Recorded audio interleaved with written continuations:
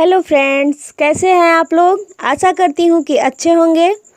तो हम संविधान के प्रैक्टिस सेट को कर रहे थे, तो उसमें 3 प्रैक्टिस सेट हो चुका है। अब हम चौथे प्रैक्टिस सेट की ओर आगे बढ़ते हैं।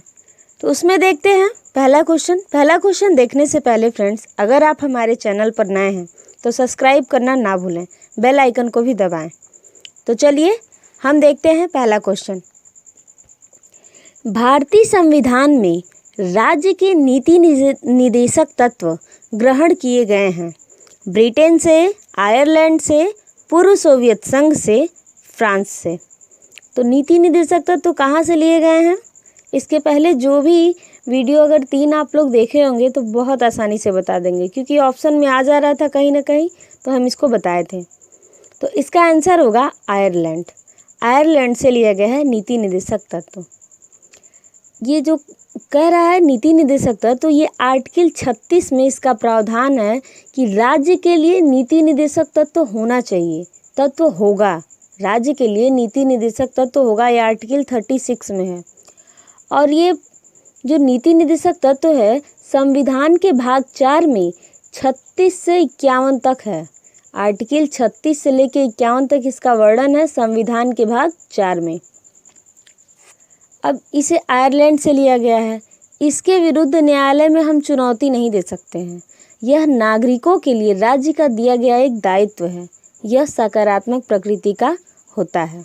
ठीक है। नेक्स्ट क्वेश्चन है, निम्नलिखित में से कौन सी एक समिति ने नागरिकों के मूल कर्तव्यों को 1976 में सम्मिलित करने की अनुशंसा की थी? ऑप्शन देखते हैं।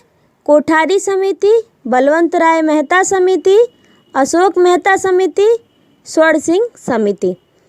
तो इसका आंसर होगा स्वर्ण सिंह समिति। जब संविधान में 42वां संविधान संशोधन हुआ था, उस टाइम स्वर्ण सिंह समिति के अनुशंसा पर ही 10 मौलिक कर्तव्यों को जोड़ा गया।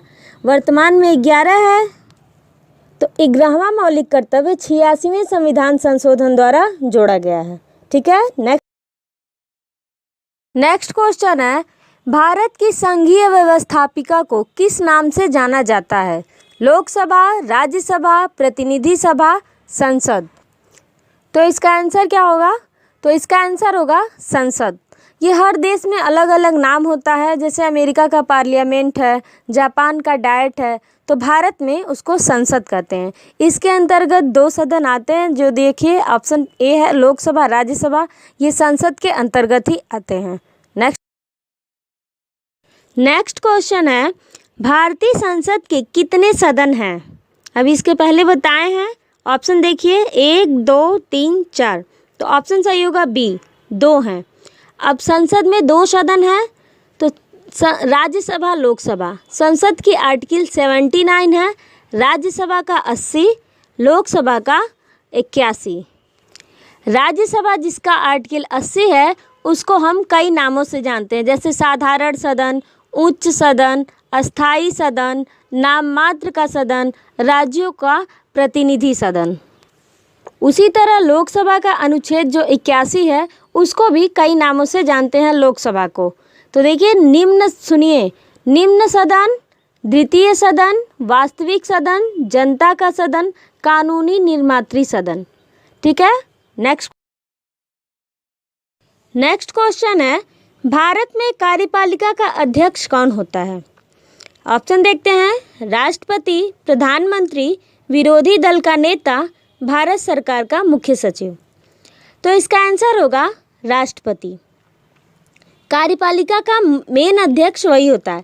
जो भी काम होता है, काम करने के बाद जब तक राष्ट्रपति की साइन नहीं हो जाती है तब तक उस चीज़ को मान्य नहीं किया जाता है। तो इसीलिए कार्यपालिका का अध्यक्ष राष्ट्रपति जी हैं।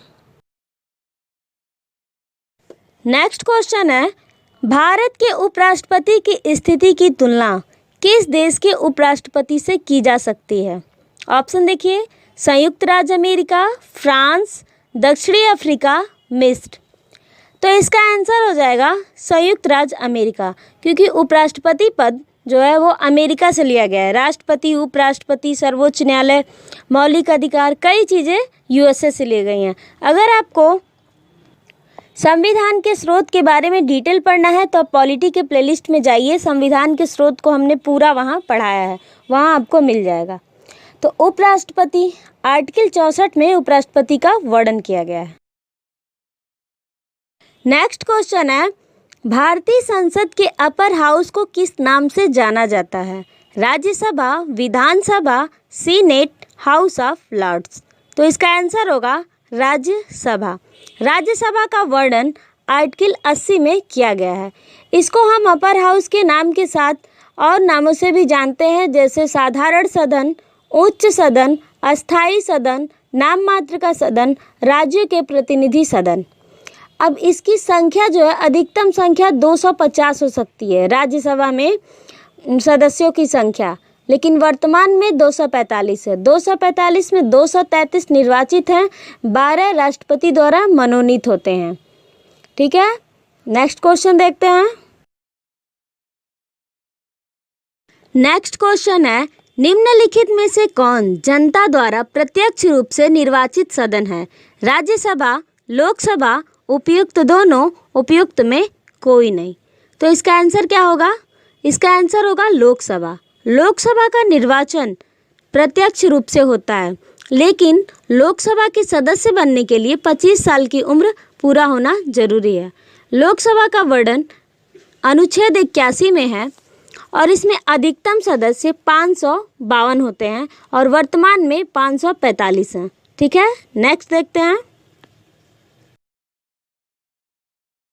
नेक्स्ट है क्वेश्चन, राजनीतिक शब्दावली में शून्यकाल का अर्थ है। ये बहुत इंपॉर्टेंट क्वेश्चन है फ्रेंड्स, अक्सर पूछता रहता है ये। अगर आप संसदीय कार्रवाई की जितने शब्दावलियाँ हैं उनको भी अगर पढ़ना चाहते हैं तो आप पॉलिटी के प्लेलिस्ट में जाइए और आप पढ़ सकते हैं। वहाँ पे पूरा शून्यकाल से लेके प्रश्नकाल तक, प्राक्कलन समिति तक सब कुछ पढ़ाए हैं उसमें। तो इसका ऑप्शन देख लेते हैं। वह दिन जब संसद में कोई कार्य नहीं होता है। बी, निलंबित प्रस्ताव। सी है स्थगन काल। डी है प्रश्न पत्र सत्र। तो इसका आंसर हो जाएगा प्रश्न उत्तर सत्र। ठीक है, इसका समय होता है 12 से 1। इसके पहले 11 से 12 संसद की कार्रवाई जब चलती है तो उसको प्रश्नकाल कहते हैं। ठीक 12 बजे से 1 बजे के बीच जो चलती है कार्रवाई उसको हम शून्यकाल कहते हैं। शून्यकाल जो है भारत में ही शुरुआत हुआ, यह विश्व में भारत की ही देन मानी जाती है। ठीक है, नेक्स्ट क्वेश्चन देखते हैं। नेक्स्ट एंड लास्ट क्वेश्चन है, संसद के दोनों सदनों के बीच गतिरोध की स्थिति में संयुक्त अधिवेशन की अध्यक्षता कौन करता है?